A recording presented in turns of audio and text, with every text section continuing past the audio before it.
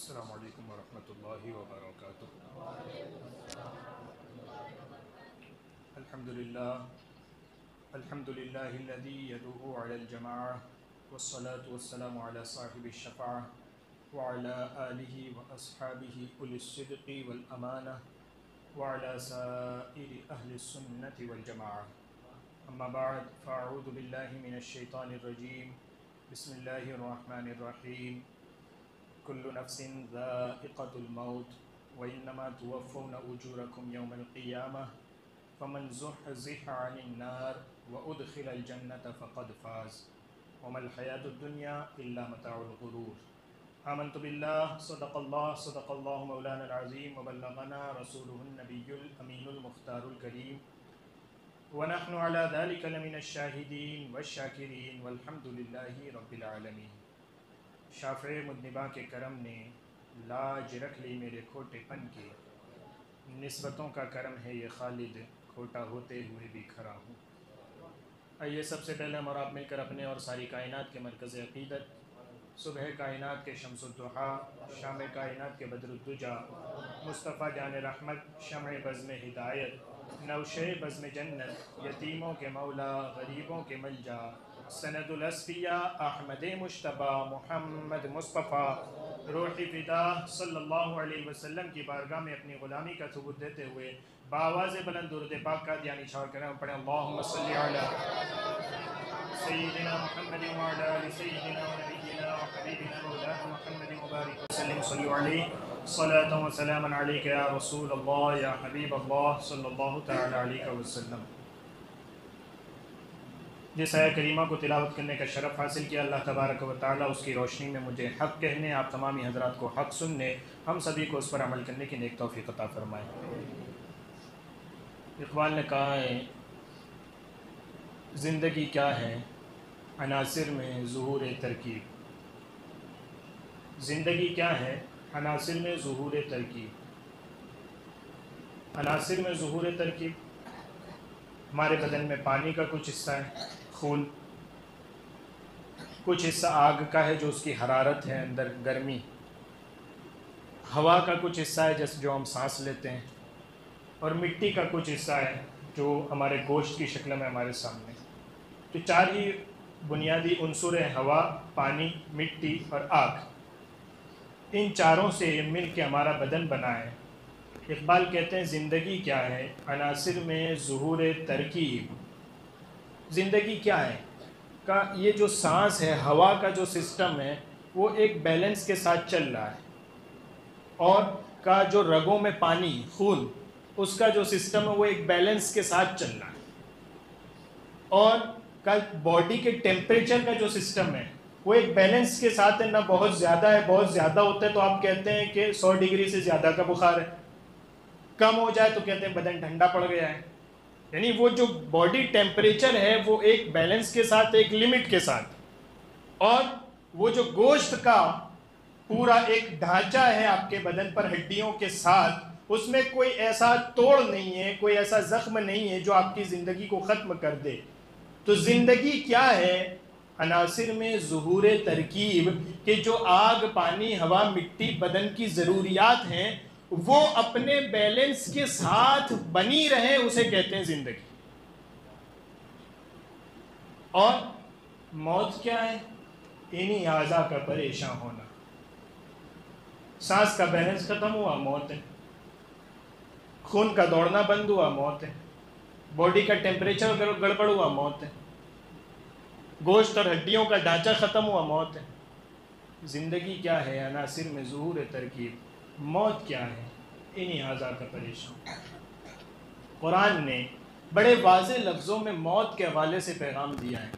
اور ایک بات اور نوٹ کریں کہ موت ایک ایسی حقیقت ہے کہ جو بھی عقل رکھنے والا، سمجھ رکھنے والا انسان دنیا میں موجود ہے وہ موت کا اعتراف کر رہا ہے، چاہے وہ اسلام کو مان رہا ہے، چاہے وہ اسلام کو نہیں مان رہا ہے، کسی اور مذہب کو مان رہا ہے، یا اس سے بھی آگے کسی مذہب کو نہیں مانتا، کسی خدا کو نہیں مانتا، اپنے آپ کو ناستک کہتا ہے، وہ بھی اس بات پر ایگری ہے کہ انسان ایک دن اس دنیا سے چلا جائے گا، موت آنی فائنل۔ قرآن کیا کہتا ہے؟ کل نفس ذائقۃ الموت، ہر نفس کو موت کا مزہ چکھنا ہے، ہر نفس کو موت کا مزہ چکھنا ہے۔ اور قرآن نے یہی لفظ پورے قرآن میں 3 مرتبہ دہرائے گئے ہیں۔ سورہ آل عمران میں بھی فرمایا گیا ہر نفس کو موت کا مزہ چکھنا ہے، سورہ انبیاء میں بھی فرمایا گیا ہر نفس کو موت کا مزہ چکھنا ہے، اور سورہ عنکبوت 20ویں پارے میں جا کے پھر فرمایا گیا ہر نفس کو موت کا مزہ چکھنا ہے۔ یعنی قرآن میں کوئی بات ایک مرتبہ بھی آ جائے کسی چیز کا ذکر تو وہ ایسی محکم، ایسی یقینی ہے جس میں شک کی گنجائش نہیں۔ موت اتنی بڑی حقیقت ہے کہ قرآن نے 3 مرتبہ اس کو بیان کیا۔ اور ذرا اس پہ غور کیجئے گا کہ جس ماحول میں آگے پیچھے جو کلام بیان ہوا ہے، جس ماحول میں موت کے یقینی ہونے کی بات ہو رہی ہے، وہ بڑا کمال کا ماحول ہے۔ یعنی اس سے پہلے جو قرآن بیان کر رہا ہے، اس کے بعد جو قرآن بیان کر رہا ہے، اور اس بیک گراؤنڈ میں موت کو بیان کیا جا رہا ہے کہ ہر نفس کو موت کا مزہ چکھنا ہے۔ بات کیا ہے؟ پہلے پوری بات دیکھیں۔ قرآن کہتا ہے کل نفس ذائقۃ الموت، ہر نفس کو موت کا مزہ چکھنا ہے۔ وَإِنَّمَا تُوَفَّوْنَ أُجُورَكُمْ يَوْمَ الْقِيَامَةِ، اور موت کے بعد جب قیامت آئے گی تو ہم تمہیں تمہارے عمل کا بدلہ دیں گے۔ اور کیسا دیں گے؟ کہ تُوَفَّوْنَ، پورا بدلہ دیں گے۔ مثقال حبۃ، ایک رائی کے دانے کے برابر بھی نیکی ہے، اس کا بدلہ دیا جائے گا۔ ایک رائی کے دانے کے برابر بھی برائی ہے، اس کا بدلہ دیا جائے گا۔ قبر کا یہ جو موت کی حقیقت ہے وہ ایک مرتبہ آ گئی، پھر بدلہ دیا جائے گا۔ وَإِنَّمَا تُوَفَّوْنَ أُجُورَكُمْ يَوْمَ الْقِيَامَةِ، تمہیں تمہارا بدلہ پورا دیا جائے گا موت کے بعد جب قیامت آئے گی۔ کہاں آئے گی؟ فرمایا ایک قیامت تو وہ ہے جو شروع ہوگی، جس کا ایک دن مقرر ہے، جب قبروں سے اٹھا کر میدان محشر میں لایا جائے گا، عمل تولے جائیں گے، پل صراط رکھا جائے گا، جنت جہنم کا فیصلہ کیا جائے گا۔ ایک قیامت تو یہ ہے۔ اس سے پہلے آنکھ بند ہونے کے بعد ایک قیامت وہ ہے جسے قبر کہا جاتا ہے۔ میرے آقا صلی اللہ علیہ وسلم ارشاد فرماتے ہیں قبر یا تو جہنم کے گڈھوں میں سے ایک گڈھا ہے یا جنت کی کیاریوں میں سے ایک کیاری۔ کیا مطلب ہے؟ فرمایا وہ قیامت والا اجر تو ملنا ہی ملنا ہے، اس سے پہلے ایک اور قیامت ہے جسے تم قبر کہتے ہیں۔ آپ نے قبرستانوں پہ پڑھا ہوگا، کہتے ہیں آخری منزل، اور کہیں لکھتے ہیں پہلی منزل۔ کس چیز کی آخری منزل؟ کہا یہ جو جسم اور جو زندگی تم گزار کے آئے تھے اس زندگی کی آخری منزل ہے۔ اور کس چیز کی پہلی منزل؟ کہا آنکھ بند ہونے کے بعد قیامت شروع ہوتی ہے۔ قیامت کی بہت سی منزلیں ہیں، عمل بھی تولے جانے ہیں، پل صراط پہ بھی آنا ہے، حساب کتاب بھی دینا ہے، نامہ اعمال بھی سیدھے یا الٹے ہاتھ میں آنا ہے۔ اس ساری منزلوں کی پہلی منزل قبر ہے۔ اسی لیے حضور علیہ السلام ارشاد فرماتے ہیں کہ قبر یا تو جہنم کے گڈھوں میں سے ایک گڈھا ہے یا جنت کے باغیچوں میں سے ایک باغیچہ ہے۔ کس کے لیے؟ وہ جو 3 سوال کرنے والے فرشتے 3 سوال کر جائیں گے، منکر نکیر، بتا تیرا رب کون ہے، بتا تیرا دین کیا ہے، اور پھر ایک صورت خوبصورت سی دکھائی جائے گی، بتا اس خوبصورت چہرے والے کے بارے میں تیرا کیا خیال تھا۔ حدیث شریف میں آتا ہے کہ جب کافر بندہ ان سوالات سے گزرے گا، وہ کہہ نہیں پائے گا کہ تیرا رب کون ہے، اس کے پاس کوئی جواب نہیں ہوگا، کیونکہ وہ تو کتنے ہزار کو پوچھتا تھا، اسے خود نہیں پتا ہے۔ وہ تو عیسیٰ کو بھی اللہ کا بیٹا کہتا تھا، وہ تو عزیر کو بھی اللہ کا بیٹا کہتا تھا، تو وہ جواب نہیں دے پائے گا میرا رب اللہ ہے، وہ نہیں دے پائے گا۔ پھر اس سے پوچھا جائے گا تیرا دین کیا ہے، وہ جواب نہیں دے پائے گا، کیونکہ قرآن نے بیان کر دیا کہ آج کے بعد اگر کوئی دین ایسا ہے جس سے اللہ راضی ہوتا ہے وہ اسلام، تو وہ جواب نہیں دے پائے گا، کیونکہ جو دین وہ بیان کرے گا وہ تو ایسا ہے نہیں کہ جس سے اللہ راضی ہو۔ اور تیسرا، جب اس سے کہا جائے گا اس نورانی چہرے والے کے بارے میں کیا کہتا تھا، وہ پھر خاموش ہو جائے گا۔ فرشتوں کو حکم دیا جائے گا اس کی قبر میں جہنم کی طرف سے ایک کھڑکی کھول دو، اور جب تک حشر میں اٹھایا جائے گا اس وقت تک اس کھڑکی کو کھلا رکھا جائے گا اور قبر جہنم کا ایک گڈھا بنا دی جائے گا۔ اور مومن، فرمایا مومن کو قبر میں لٹایا جائے گا اور فرشتے اس سے پوچھیں گے بتا تیرا رب کون ہے؟ وہ کہے گا میرا رب اللہ ہے۔ پھر پوچھا جائے گا بتا تیرا دین کیا ہے؟ وہ کہے گا میرا دین اسلام ہے۔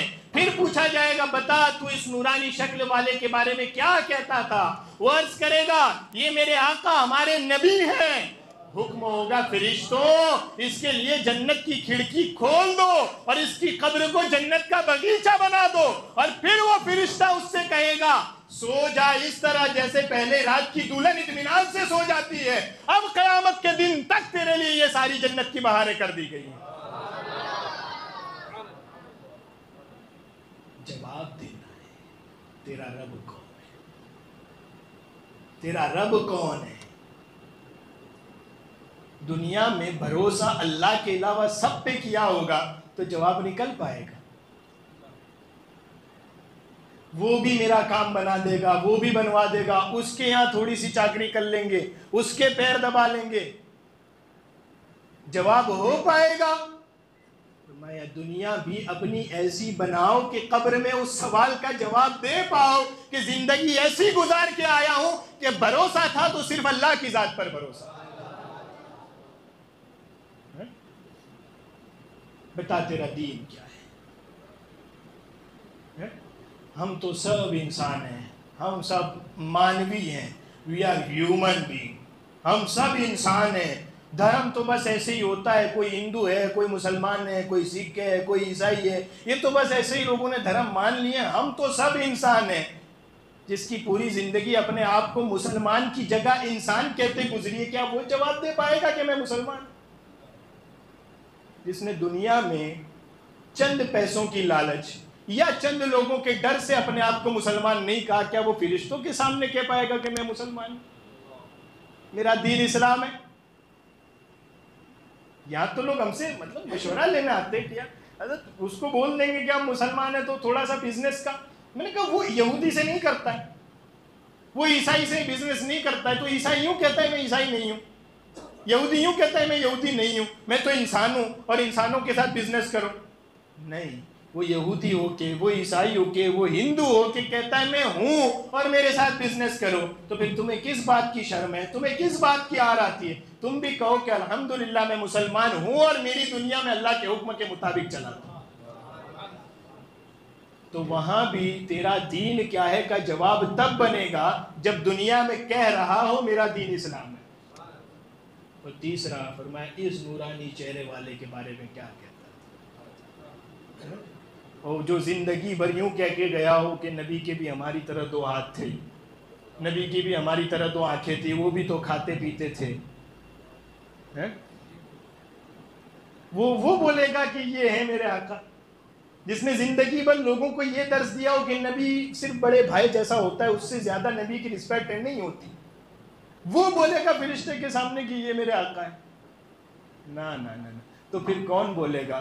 یہ تو وہ بولے گا نا جس نے زندگی بھر کہا ہو کہ یہ آخری نبی ہے میرے آقا، ان کے بعد کوئی نبی نہیں آ سکتا، ان کے جیسا کوئی نہیں ہو سکتا، یہ آ گئے تو کائنات کا عروج آ گیا، اللہ کا انتخاب آ گیا، یہ میرے آقا ہے۔ جس نے زندگی بھر انہیں آقا کہا ہے وہ قبر میں بھی کہے گا یہ میرے آقا ہے۔ قبر میں سرکار آئیں تو میں کیوں نہ قدموں میں گروں، گر فرشتے بھی اٹھائیں تو میں ان سے یوں کہوں اب تو کائنات سے میں فرشتوں کیوں اٹھوں، مر کے پہنچا ہوں یہاں اس دلربا کے واسطے، مرا ہی تو اس لیے تھا کہ جیتے جی دیدار نہیں ہو رہا، قبر میں دیدار ہو جائے گا۔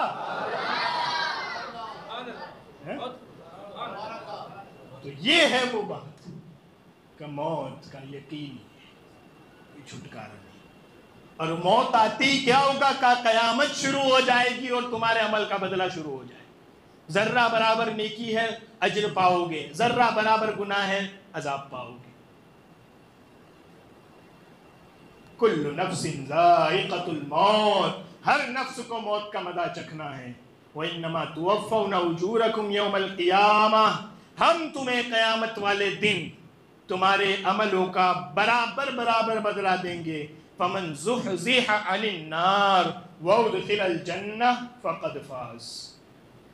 بدلہ جب شروع ہوگا، بدلہ جب شروع ہوگا تو کچھ کے نیک عمل، کچھ کے برے عمل، کچھ کی اچھائیاں، کچھ کی برائیاں، کچھ کا ایمان، کچھ کا کفر، سب سامنے ہوں گے. اور اس پوری انسانیت جو میدان محشر میں کھڑی ہوگی، ان میں سے کچھ جہنم کے لیے نکال دیے جائیں گے، کچھ کو جنت کا مژدہ سنا دیا جائے گا. قرآن کہتا ہے قیامت والے دن برابر برابر بدلہ ملے گا.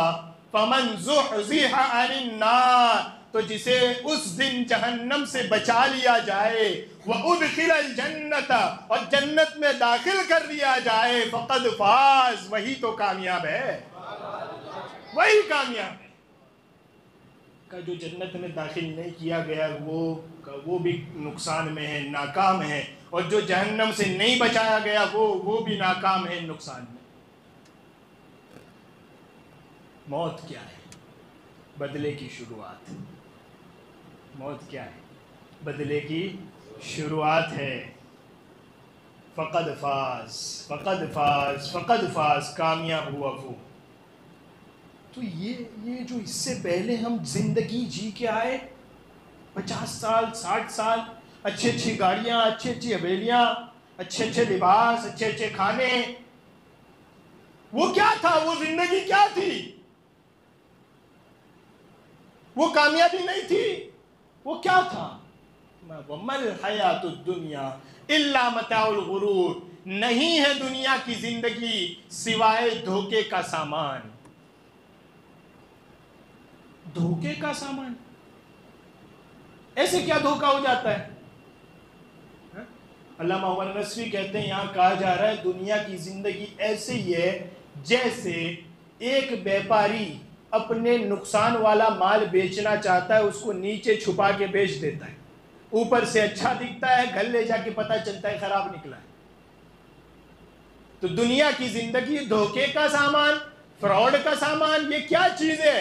کہا دھوکے کا سامان ہے. فرمایا ایسے ہی جیسے بیوپاری برائی نیچے، عیب نیچے، خراب چیز نیچے رکھ کے اوپر سے اچھا دکھا کے بیچ دیتا ہے، بس دنیا کی زندگی ایسی تھی کہ موت سے پہلے جس کو تم اچھا اچھا اچھا سمجھ کے لے رہے تھے وہ چند سالوں کا تھا، اور جو حقیقت میں ہمیشہ باقی رہنے والا ہے وہ تم دیکھ نہیں سکے. وہ کیا تھا؟ فرمایا تم نے کفر کر کے یوں سمجھا کہ یہی دنیا میں سب مل جائے گا، اور نیچے وہ ایمان والا نفع جو ہمیشہ کا تھا وہ نہیں مل پایا. تم کافر رہے، نقصان اٹھایا، دنیا کی زندگی دھوکا تھی. تم ایمان لائے، اس نقصان کو تم نے پہچانا جو نیچے ہے، مگر اچھے عمل نہیں کر پائے، اچھے عمل سے دور پھرتے رہے. تو اس دنیا میں جو تم نے کچھ اچھی چیزیں دیکھ لی کہ ہم نماز نہیں پڑھتے پھر بھی پیسہ تو مل رہا ہے، بھوکے تو نہیں مر رہے، اور مولانا صاحب 5 ٹائم کی پڑھا کے بھی کھا تو وہی رہے جو ہم کھا رہے ہیں، تو مل کیا رہا ہے؟ ہم زکوٰۃ نہیں دیتے پھر بھی پیسہ تو آ رہا ہے. ہم غریبوں کا خیال نہیں کرتے، لوٹ مار کر کے کھا جاتے ہیں، کمزور کو دبا کے ظلم کر کے لے جاتے ہیں، پھر بھی ہمارا کیا کوئی اکھاڑ لیتا ہے. تو میں یہ جو نیچے والا نقصان تھا تم نے دیکھا نہیں، تم اوپر اوپر کے فائدے دیکھتے رہے. کیوں؟ کہا مومن تھے تو پھر اچھا عمل کرتے تو اس نقصان سے جو نیچے تھا بچ جاتے. وہ کیا ہے؟ فرمایا قبر کا عذاب، آخرت کا عذاب. یہ الگ بات ہے کہ ہمیشہ کا نقصان جو کافر نے اٹھایا تم نہیں اٹھاؤ گے، لیکن جہنم کے عذاب کا نقصان تمہیں بھی اٹھانا پڑے گا. ابھی میں پڑھ رہا تھا حضرت عشقی رحمۃ اللہ علیہ، خاندان برکات کے چشم و چراغ، شاہ برکت اللہ مارے عربی رحمۃ اللہ علیہ، حضرت شاہ برکت اللہ مارے عربی رحمۃ اللہ علیہ کہتے ہیں ایک شخص نماز نہیں پڑھتا تھا، ایک شخص نماز نہیں پڑھتا تھا.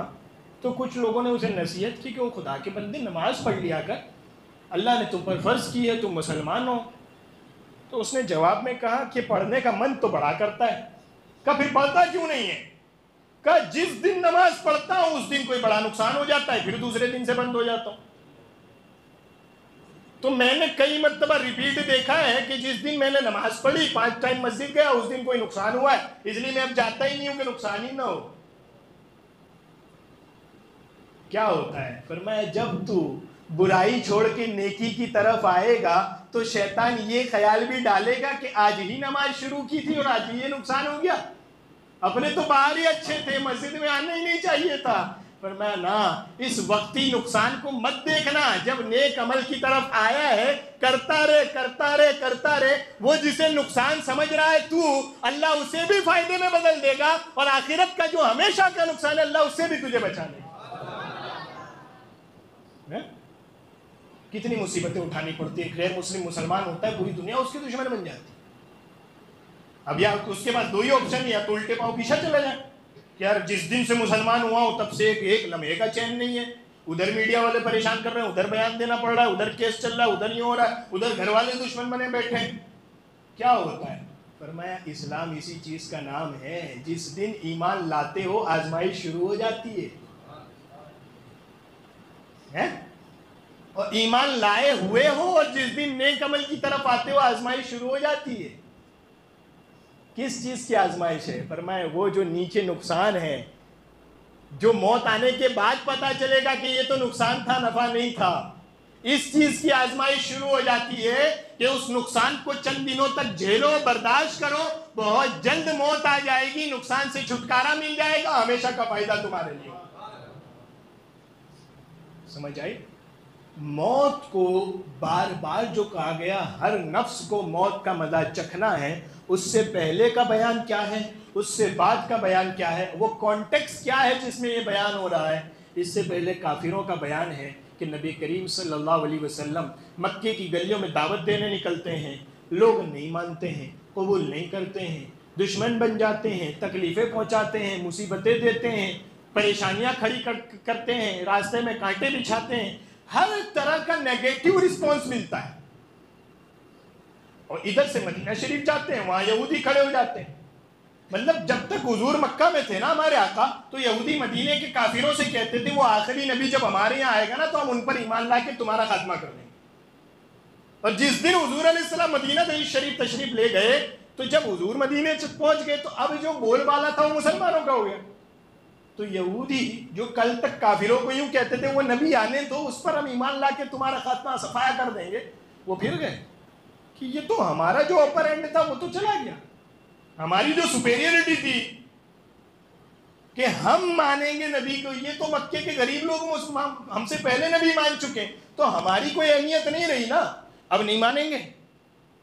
تو مکے میں اور دشمنی تھی، مدینے میں ایک اور دشمن کھڑا ہو گیا، ہم نہیں مانیں گے۔ کہا تمہاری کتابوں میں لکھا ہے یہ آخری نبی ہے، پھر بھی نہیں مانیں گے، کتاب بدل ڈالیں گے مگر یہ نبی نہیں مانیں گے۔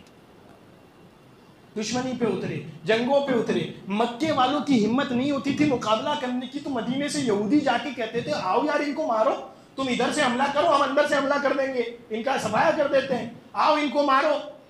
دو طرفہ دشمن، نہ یہ قبول کر رہے تھے نہ وہ یہودیوں نے قبول کیا۔ تو مایوسی ہوتی ہے نا دعوت میں، کہ میں مکے میں 13 سال سے دعوت دے کے آ رہا ہوں، وہاں بھی کوئی بہت بڑا پوزیٹیو رسپانس نہیں تھا، یہاں بھی وہی کیفیت ہے، یہودی خلاف کھڑے ہو گئے، جن کی کتابوں میں لکھا ہے کہ یہ آخری نبی آئے گا وہ نہیں ماننے تیار ہے۔ نبی کریم صلی اللہ علیہ وسلم کو تسلی دینے کے لیے میرا رب فرماتا ہے کل نفس ذائقۃ الموت، محبوب تسلی رکھیں، بس ہر نفس کو موت کا مزہ چکھنا ہے، آپ دعوت دیتے جائیں دیتے جائیں دیتے جائیں، آپ کا ایک وقت مقرر ہے، آپ دنیا سے تشریف لے جائیں گے، جتنی آپ نے دعوت دی اللہ اس کا بہترین اجر عطا فرمائے، وہ قبول کریں نہ کریں۔ فرمایا کتنے دن ہیں، ہر نفس کو موت کا مزہ چکھنا ہے، کتنے دن انکار کریں گے، کتنے دن تکلیف پہنچائیں گے، کتنے دن تمہارے دشمن بنے رہیں گے، ایک دن موت آئے گی، قبر جہنم کا گڈھا بنا دیا جائے گا اور قیامت میں ہمیشہ کے لیے جہنم میں داخل کر دیا جائے گا۔ تو اس کل نفس ذائقۃ الموت کا کانٹیکس سمجھ میں آیا کہ کس پس منظر میں، کس بیک گراؤنڈ میں یہ بات ہوئی ہے؟ مومنوں سے کہا جا رہا ہے اپنے ایمان پر ڈٹے رہو، مصیبتیں آئیں گی، پریشانیاں آئیں گی، تکلیفیں برداشت کرنی پڑیں گی، پھر کیا ہوگا؟ کل نفس ذائقۃ الموت، بس موت آئے گی، بس انتظار کرو۔ موت آئے گی تو کیا ہوگا؟ برابر برابر بدلہ دے دیا جائے گا. تم ایمان پر قائم رہے, تم نے ایمان نہیں چھوڑا, ایمان لے کر دنیا سے گئے ہو, پورا پورا بدلہ دیا جائے گا. بدلہ کیا ہوگا؟ کہا جہنم سے بچا لیا جائے گا, جنت میں داخل کر دیا جائے گا, اور اعلان کر دیا جائے گا دنیا میں یہ لوگ کمزور مصیبت زدہ تھے مگر آج کامیاب یہی ہے, آج کامیاب یہی ہیں. تو کل نفس ذائقۃ الموت, کیا کہ جس کنڈیشن میں تم ہو بہت جلدی موت آنے والی. کچھ نیکی کرنا چاہتے ہو تو بڑی جلدی کر لو, کچھ برائی سے بچنا چاہتے ہو تو بڑی جلدی دور آ جاؤ. قبرستان بھرے پڑے ان نوجوانوں سے جو کہہ رہے تھے کل نماز شروع کریں گے, جو کہہ رہے تھے کل داڑھی رکھیں گے, جو کہہ رہے تھے کل شراب چھوڑ دیں گے,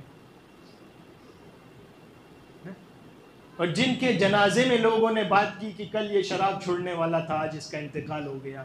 ہم کہتے ہیں ہوش کے ناخن لو, کل نفس ذائقۃ الموت, اس سے پہلے کہ موت آ جائے کسی نیک عمل کی طرف لگ جاؤ. بہت کم ٹائم, بہت کم ٹائم. اور نیک عمل کیا ہے؟ آخرت میں جہنم سے بچا لیا جانا اور جنت میں داخل کر دیا جانا کیا ہے؟ حدیث مبارکہ میں میرے آقا صلی اللہ علیہ وسلم ارشاد فرماتے ہیں جسے موت آئی اس حال میں کہ وہ اسلام پر تھا, یعنی ایمان والا تھا, جسے موت آئی اس حال میں کہ وہ اسلام پر تھا اور زندگی بھر اپنے بھائی کے لیے وہ پسند کرتا رہا جو اپنے لیے پسند کرتا تھا, میں پیغمبر بشارت دیتا ہوں اسے جہنم کے عذاب سے بچا لیا گیا, جنت میں داخل کر دیا. دو باتیں, اس حال میں کہ وہ ایمان والا تھا اور دوسرا کا ایمان والا تھا تو پھر اپنے مومن بھائی کے لیے وہ پسند کرتا تھا جو اپنے لیے پسند کرتا. مجھے عزت ملے اللہ مومن بھائی کو بھی عزت دے, مجھے پیسہ ملے اللہ مومن بھائی کو بھی دے, مجھے اچھے رشتہ داریاں ملے اللہ اسے بھی دے. میں جس کی زندگی مومن کے لیے اچھائی مانگتے مانگتے گزر گئی اسے جہنم سے بچا لیا گیا. اب دیکھیں ہمارے یہاں پہلی شرط تو ہے ہم سب الحمدللہ ایمان والے ہیں, لیکن ہم سب ایک دوسرے کا اچھا کتنا چاہتے ہیں. اس کا وہ خراب ہو جائے, اس کا وہ رشتہ ٹوٹ جائے, اس کا وہ کاروبار ٹھپ ہو جائے, اس کو پیسنجر نہ ملے, اس کو سوار نہ ملے, اس کا یہ نہ ہو, اس کا وہ نہ ہو. ہر گھڑی تو ہماری ایک دوسرے کے نقصان میں جاتی ہے. خدا کے بندوں, جہنم سے نجات کا ذریعہ ایک دوسرے کا نقصان سوچنا نہیں. جس دن تم نے ایک دوسرے کا نفع اور ایک دوسرے کی خوشی سوچنا شروع کر دیا, اللہ قیامت والے دن بھی تمہیں جنتیوں میں داخل کرے گا, تمہاری زندگی میں بھی جنت جیسی خوشیاں عطا فرمائے. سمجھ آ گئی بات کی؟ تو قیامت والے دن کل نفس ذائقۃ الموت, ہر نفس کو موت کا مزہ چکھنا ہے. تو کبھی یہ گمان نہ کریں کہ وہ تو ایسا کرتے ہیں, وہ تو کافر ہیں پھر بھی بہتر زندگی گزار رہا ہے, وہ بے نمازی ہے پھر بھی بہتر زندگی گزار رہا ہے. اور میں ہر نفس کو موت کا مزہ چکھنا ہے. تو پڑھتا رہے بہت جلدی موت آ جائے گی, تو جنت میں چلا جائے. وہ کروڑ پتی زکوٰۃ نہیں دیتا, تو اپنے 50,000 کی زکوٰۃ نکالتا رہے, بہت جلدی موت آ جائے گی, تو جنت میں چلا جائے. سمجھ آ گئی بات کی؟ ہاں, بہت جلدی موت آ جائے گی, تم چلے جاؤ گے. اور یہ بات یاد رکھیں کہ موت وہی موت ہے جو ایمان پر آئے. اللہ ہم سب کا خاتمہ بالخیر فرمائے, ایمان پر ہمارا خاتمہ فرمائے. ورنہ ایک بہت بڑے اللہ کے ولی گزرے ہیں, حضرت بایزید بستامی رحمۃ اللہ علیہ.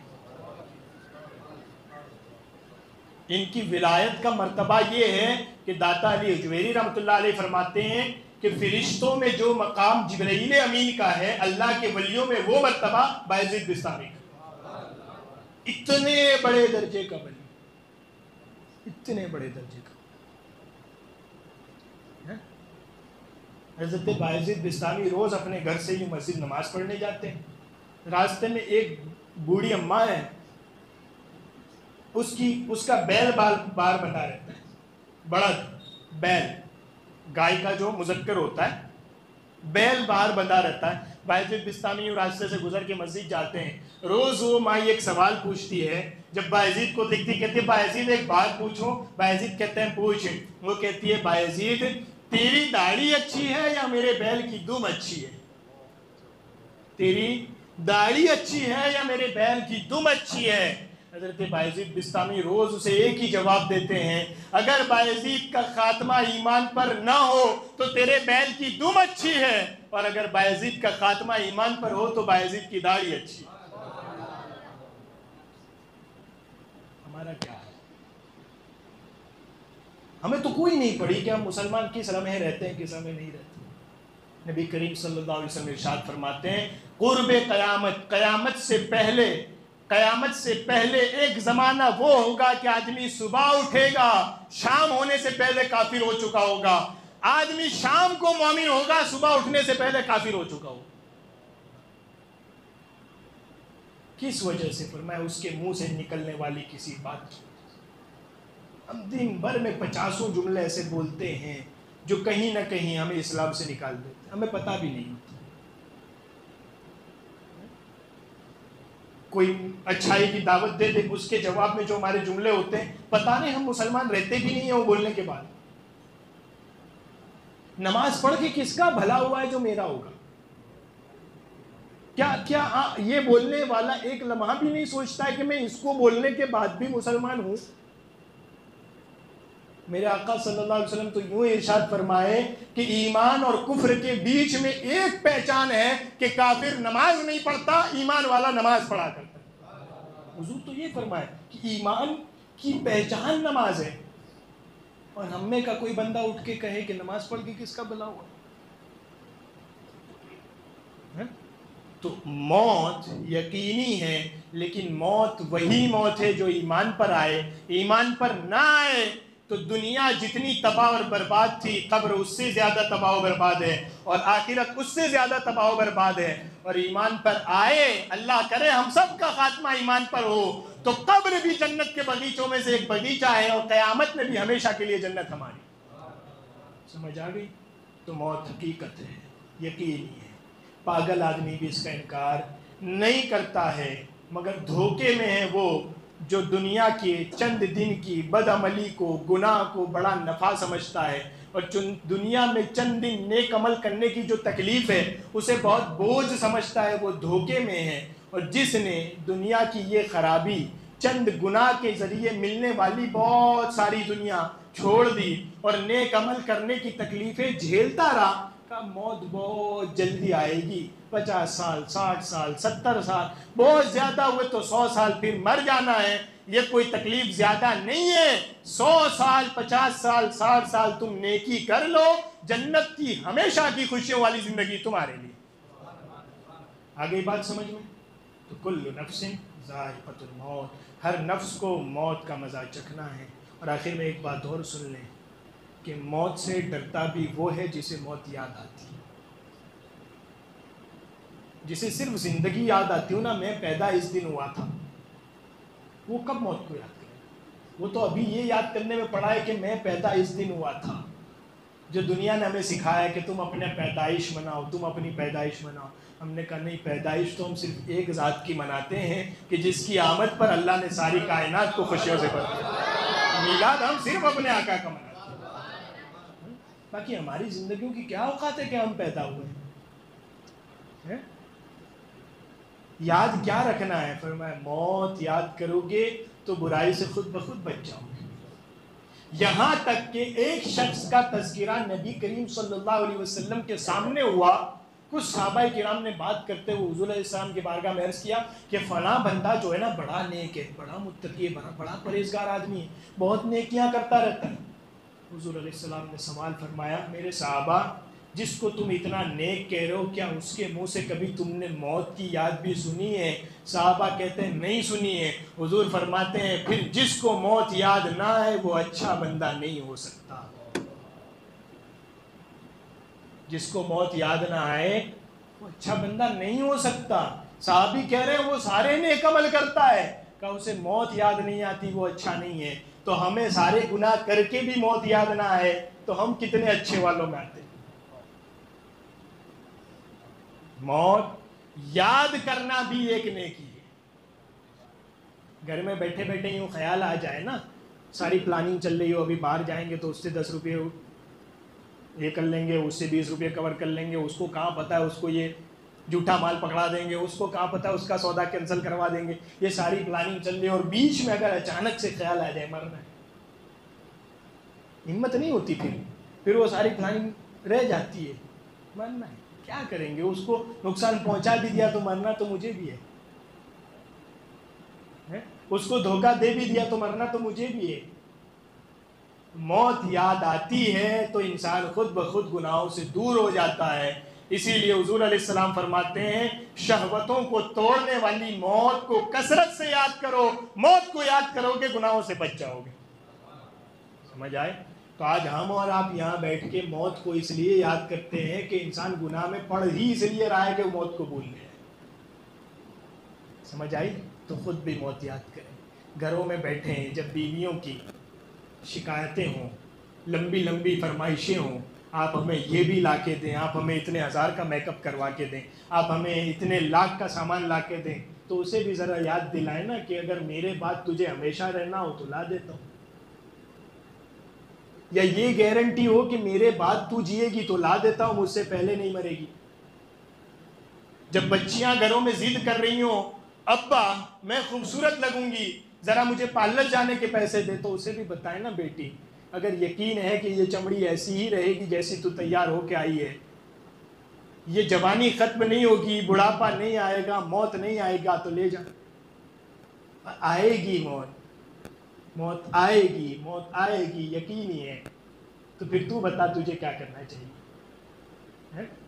تو موت خود بھی یاد کریں, موت یاد بھی کروائیں. کیا ہوگا؟ فرمایا موت کو یاد کرنے سے زندگی اچھی ہوگی, اور زندگی اچھی ہوگی تو کیا کرو گے؟ کہا اپنا بھی بھلا سوچو گے, دوسرے کا بھی بھلا سوچو گے, اپنی بھی خوشی چاہو گے, دوسرے کی بھی خوشی چاہو گے. اور جب یہ ہو جائے گا تو کیا ہوگا؟ فرمایا موت آئے گی, بدلہ شروع ہوگا, جہنم سے بچا لیے جاؤ گے, جنت میں داخل کر دیے جاؤ گے, اعلان کر دیا جائے گا کامیاب یہی لوگ. ٹھیک ہے نا؟ اللہ تبارک و تعالیٰ کی بارگاہ میں دعا ہے کہنے سننے سے زیادہ عمل کرنے کی توفیق عطا فرمائے, موت کو یاد کرتے رہنے کی توفیق عطا فرمائے, موت کی تیاری کرنے کی توفیق عطا فرمائے, اور اللہ ہم سب کا خاتمہ ایمان پر فرمائے, عشق رسول پر ہمارا خاتمہ فرمائے, قبر میں ہمیں ہمارے آقا صلی اللہ علیہ وسلم کی زیارت سے سرفراز فرمائے, حشر میں ہمیں اپنے آقا صلی اللہ علیہ وسلم کی شفاعت عطا فرمائے. وصلی اللہ تعالیٰ علی خیر خلقہ محمد وآلہ وصحبہ اجمعین. جو کچھ میں نے بیان کیا حق ہے, درست ہے, سچ ہے, اللہ کی توفیق سے ہے, اور جو کمی ہے, کوتاہی ہے, غلطی ہے, میری اپنی ذات کی وجہ سے, اللہ معاف فرمائے. استغفر اللہ ربی